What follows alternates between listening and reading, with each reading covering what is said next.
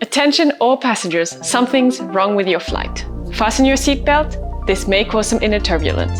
If you fly from an EU airport, your ticket may or may not cover the cost of the carbon pollution.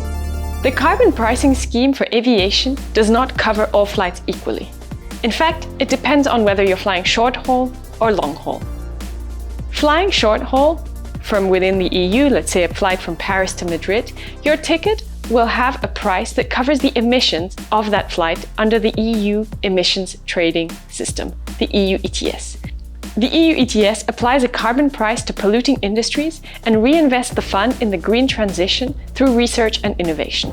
The EU ETS is basically a carbon tax that puts a limit on the emissions and makes polluters pay. But huge issue. The EU ETS for aviation only covers 30% of the sector's emissions. Why? Because EU long-haul flights are covered by something else, a carbon offsetting scheme. Fly beyond the EU and your flight is covered by a carbon offsetting scheme called CORSIA, run by the UN agency ICAO. Sounds promising? It isn't.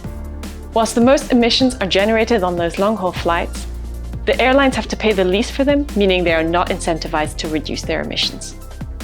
CORSIA is currently a voluntary scheme and it has so many loopholes and allowances that completely minimizes the price that airlines have to pay under it. And that's not all of it. The carbon credit projects are cheap, often low quality, poorly managed, and a very low environmental track record.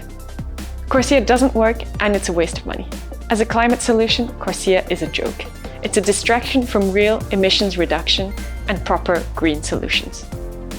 Let's come back to our European mechanism that only prices aviation emissions within Europe, meaning that European families are often paying for the green transition alone. What needs to happen now?